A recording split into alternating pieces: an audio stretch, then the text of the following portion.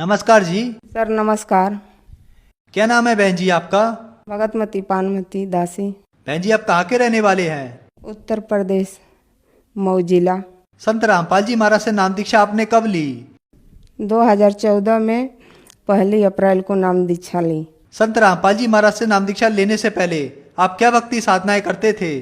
कबीर पंथ में मैं जुड़ी थी सर, दामा खेड़ा वाले से जुड़े थे। उसने मंत्र हमको यही दिया था, ओमकार ब्रह्म निरंकार विष्णु रूप नरेखा शालिग्राम लागे काम सत कबीर की दया आशिष्ट मुनि वासिष्ठ मुनि साहिब के घर भीखा गुरु दयाला पुरुष दयाला गुरु कृपा से छुए न काला हरि से रूठे गुरु बचावे गुरु से रूठे ठौर न पावे कहे कबीर सुनो धर्मदासा सोहंसा सतलोक निवासा। सर हमको यही मंत्र मिला था और इसी मंत्र का हमने 10 साल भक्ति की। बहन जी आपने बताया कि आप कबीर पंथी दामाखेड़ा पंथ से जुड़े हुए हैं। वह आपने इतने बड़े मंत्र जाप की 10 साल तक भक्ति साधना की, तो उस भक्ति साधना से आपको क्या लाभ मिले? कुछ नहीं लाभ मिला सर जी। हमको ये नहीं पता था कि हम क्या कर रही हूँ क्या नहीं कर रही हूँ। हमको कुछ नहीं लाभ था उस भक्ति साधना से। हमने बहुत परेशान थी, भूतों पिचासों के चक्कर में बहुत हम घेरी थी। बहुत पैसे दे दी, 10-10 हज़ार 15-15 हज़ार रुपया ओझा सोखा को दे दी थी। भगत जी सर जी हम इतना परेशान थी कि दमा की दवाई इतना खाती थी कि कुछ राहत नहीं मिलता था। और इतना परेशान थी कि ओझा सोखा के पास मैं प्रतिदिन हफ्ते में जाती थी और वो ठीक नहीं कर पाते थे। हमारे मायके वाला भी बहुत परेशान थे और मायके वाले को मैं इतना परेशान थे कि ओझा सोखा के पास उनको भी लेकर भागती थी इधर उधर। सर हमारे एक भतीजा था, उसको दौड़ा आता था मिर्गी टाइप, उसको मैं 6 महीना ले करके इधर उधर ओझा के पास जाती थी और दवा करती थी तो वो ठीक नहीं होता था। जब हम ओझाई कराते थे तो थोड़ा सा ठीक रहता था, फिर उसी तरह हो जाता था। हमारी एक भतीजी थी, उसको बहुत ज़्यादा परेशानी थी, बार बार वो दांत सूज जाता था, प्रेतों की बाधा में वो बहुत परेशान थी। और 10 साल में भक्ति की, उससे मुझे कुछ नहीं लाभ हुआ सर। बहन जी संत रामपाल जी महाराज की शरण में आप कैसे आए? सर हम पहले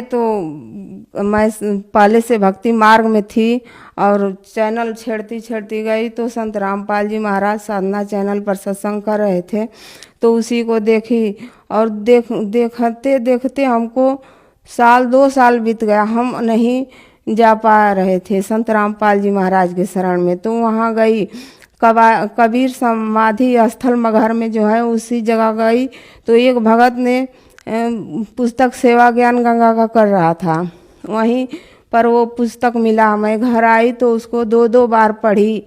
तब तक हमारे भतीजे को इतना भयंकर बीमारी हुआ कि उसको मिर्गी टाइप होने लगी, तो हम बहुत परेशान हो गए भगत जी।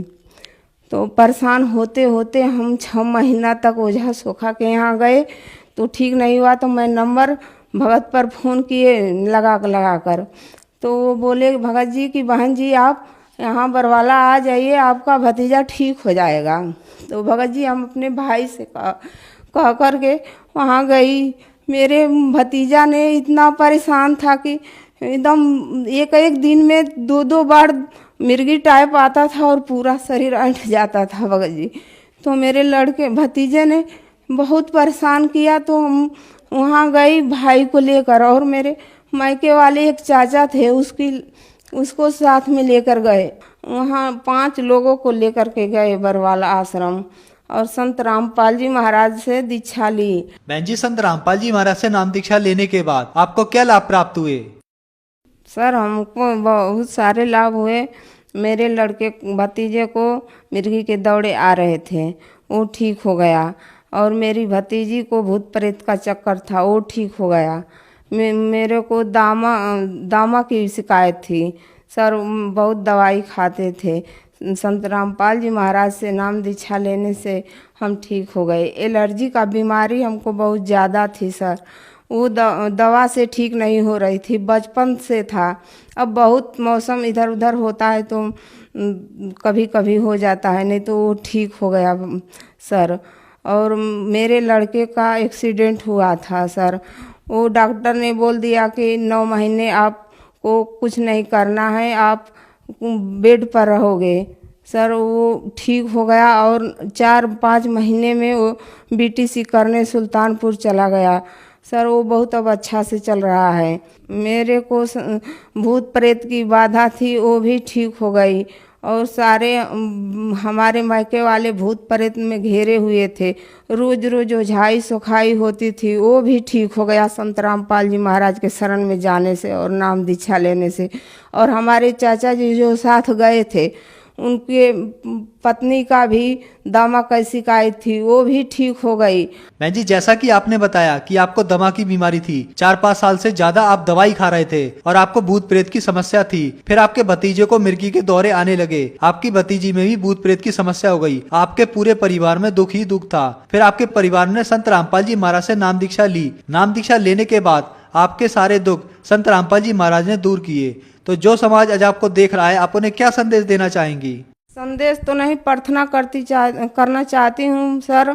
मैं भगत समाज से यही प्रार्थना हाथ जोड़कर करती हूँ कि आप भूत प्रेत के चक्कर में न जाए और संत रामपाल जी महाराज से नाम दीक्षा ले करके आप भक्ति करिए। आप जिस तरह से हम दुख में घिरे हुए थे, आप भी दुख में घिरे हुए हो और ओझा सोखा और नकली संत गुरुओं के चक्कर में पड़े हो, उनको छोड़कर आप संत रामपाल जी महाराज के शरण में आइए और नाम दीक्षा लीजिए और अपना कल्याण कराइए। बहन जी, जो दामाखेड़ा पंथ वाले आपको देख रहे हैं, आप उन्हें क्या कहना चाहेंगी? दामाखेड़ा वाले को तो हम यही कहेंगे भगत जी सर जी कि वो कलश ले करके और महिलाओं को लाइन में खड़ा करके चलते हैं और आगे रथ सजा लेते हैं और सजा करके बैंड बाजा के साथ चलते हैं और नकली गुरु जैसे बन बैठे हैं और कोई नाम दीक्षा उनका सही नहीं है। इतना बड़ा मंत्र दे करके हम 10 साल गुमराह में बैठी थी। उनको यही कहना चाहती हूँ कि आप भक्ति समझिए, ज्ञान सागर आपके पास है, कबीर सागर आपके पास है, उसमें देखिए और देख करके सत भक्ति पर आइए। संत रामपाल जी महाराज भगवान कबीर साहिब के रूप में आए हुए हैं, उसका ज्ञान स्वीकार कीजिए और अपना कल्याण कराइए। बहन जी, संत रामपाल जी महाराज की शरण कैसे ग्रहण की जा सकती है? सर संत रामपाल जी महाराज का सत्संग आता है अनेकों चैनल पर, खास करके साधना चैनल में ज़्यादा देखती हूँ और उस नीचे पट्टी आता है, संत रामपाल जी महाराज सत्संग करते हैं और उसमें पट्टी पर नंबर होता है। हर जिले में सेंटर खुला है, उस नंबर से आप संपर्क करके जाकर अपने नज़दीकी के स्थान पर आप नामदान ले सकते हो। धन्यवाद बहन जी। सत साहिब।